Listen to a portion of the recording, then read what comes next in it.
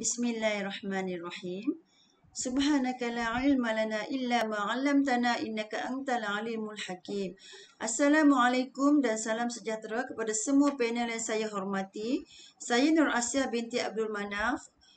Tajuk kajian saya adalah tentang penerapan pendidikan alam sekitar dalam kurikulum pendidikan moral, cabaran dan strategi. Penilai yang saya hormati, berikut merupakan isi kandungan berdasarkan 8 fokus utama dalam kajian saya, iaitu pendahuluan, pengenalan, permasalahan kajian, persoalan, metodologi kajian, dapatan kajian, implikasi kajian dan juga kesimpulan.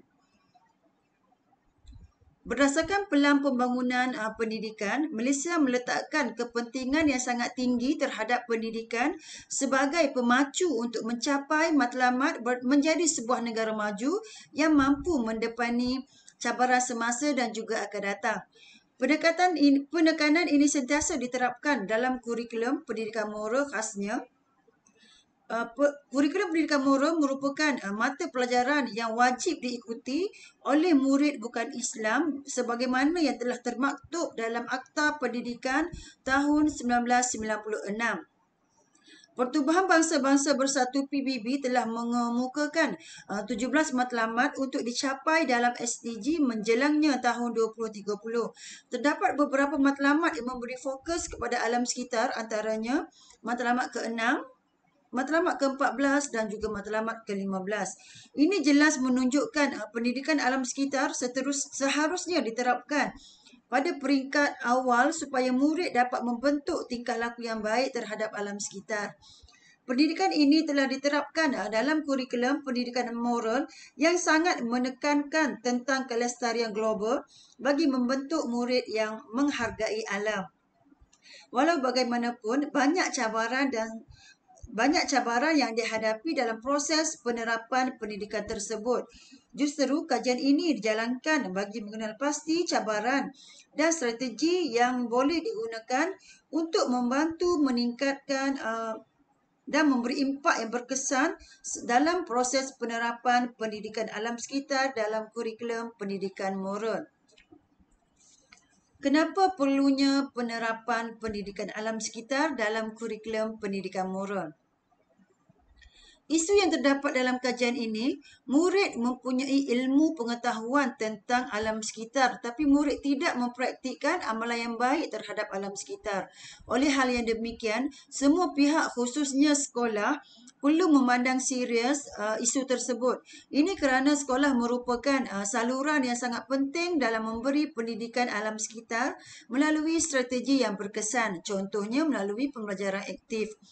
Berdasarkan sorotan literatur yang dibuat, cabaran utama adalah sistem pendidikan sekarang adalah sangat mementingkan pencapaian dalam peperiksaan sehingga mengabaikan aspek lain terutamanya minda lestari murid terhadap alam sekitar.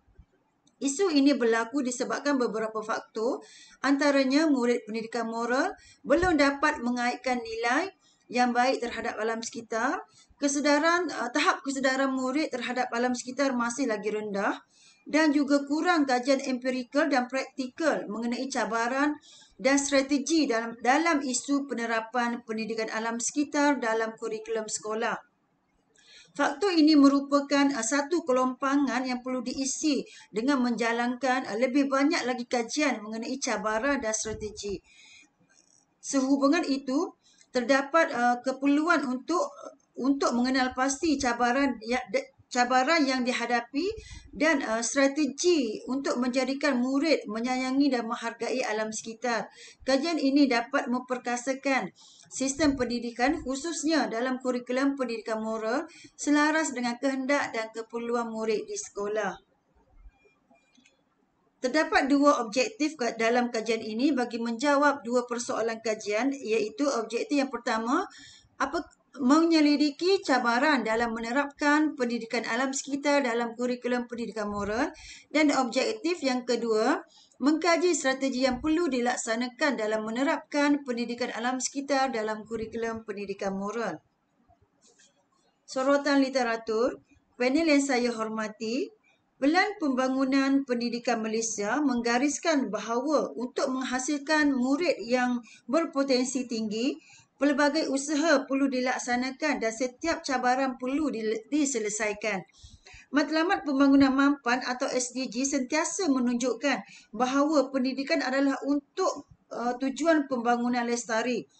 Pendidikan untuk Pembangunan Lestari merupakan satu konsep pendidikan global yang berperanan untuk meningkatkan keupayaan dan kompetensi generasi muda sebagai warga negara global yang mampu merealisasikan matlamat Pembangunan Lestari.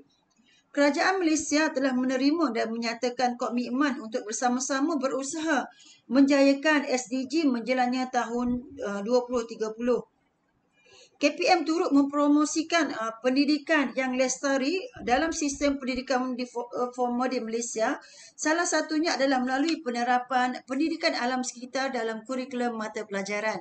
Bagaimanapun, sejauh mana cabaran dan strategi yang digunakan dalam proses penerapan tersebut dalam kurikulum sekolah menengah di Malaysia masih belum dapat dipastikan lagi. Oleh itu, kajian ini bertujuan untuk meneliti cabaran yang dihadapi dan strategi untuk memantapkan integrasi kurikulum tersebut. Kurikulum pendidikan moral sangat menekankan elemen kelestarian alam sekitar. Nilai berkaitan dengan pendidikan alam sekitar dalam kurikulum tersebut antaranya seperti menyayangi dan menghargai alam sekitar dan keharmonian antara manusia dengan alam sekitar.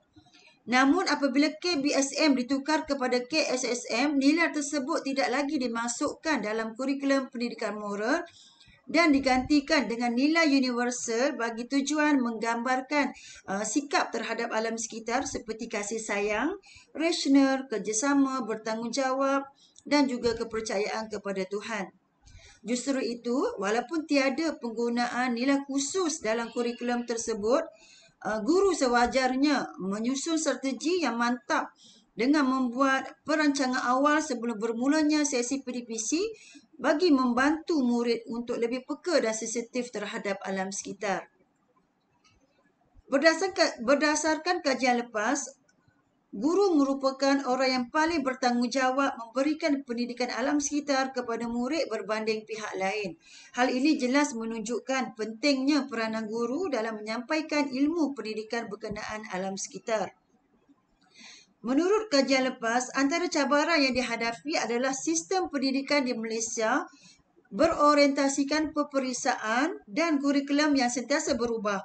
Justru, pelbagai cabaran yang berkaitan dengan penerapan pendidikan alam sekitar dalam kurikulum pendidikan moral akan diterokai bagi mengkaji strategi yang harus diambil dalam meningkatkan keberkesanan penerapan kurikulum tersebut.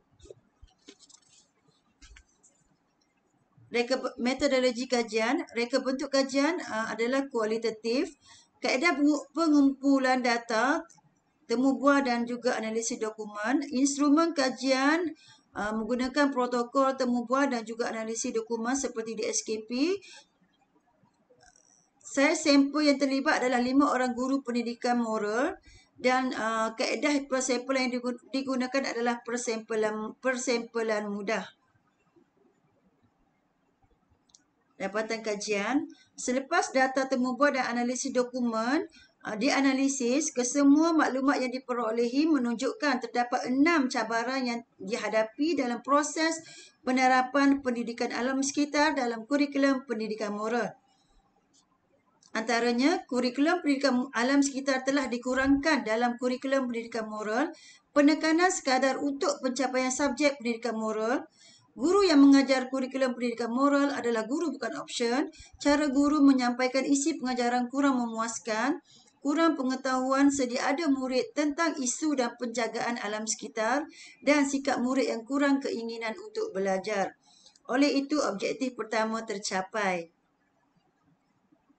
Dapatan kajian yang kedua menunjukkan terdapat 6 strategi yang perlu dilakukan, iaitu menggunakan pembelajaran aktif, menghargai murid, sentiasa mendedahkan murid dengan teknologi hijau, menggunakan pelbagai kaedah pengajaran, memperkasakan guru melalui bengkel dan latihan penerapan pendidikan alam sekitar dan sentiasa menggalakkan penglibatan aktif murid.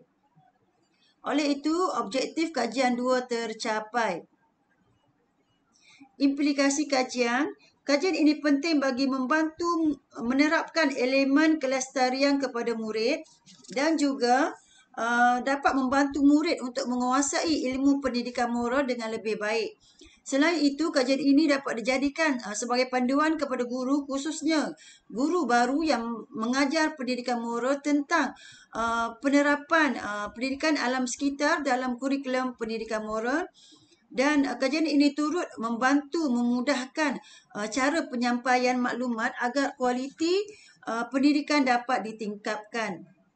Dalam konteks pendidikan moral, cabaran dan strategi yang diperolehi dalam kajian ini boleh dijadikan contoh dan panduan kepada para pendidik untuk menghasilkan pengajaran dan pembelajaran yang lebih berkesan.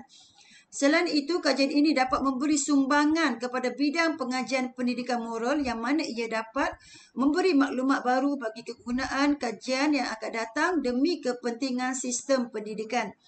Dapatan kajian ini juga membuka ruang kepada Kementerian Pendidikan Malaysia dalam memperolehi maklumat tentang cabaran yang dihadapi dan juga strategi yang boleh dijalankan. Maka dengan adanya kajian ini dapat memantapkan lagi usaha KPM untuk merealisasikan matlamat sebenar kurikulum pendidikan moral demi menyahut seruan negara ke arah mencapai kemakmuran bersama melalui transformasi pendidikan yang semakin terarah.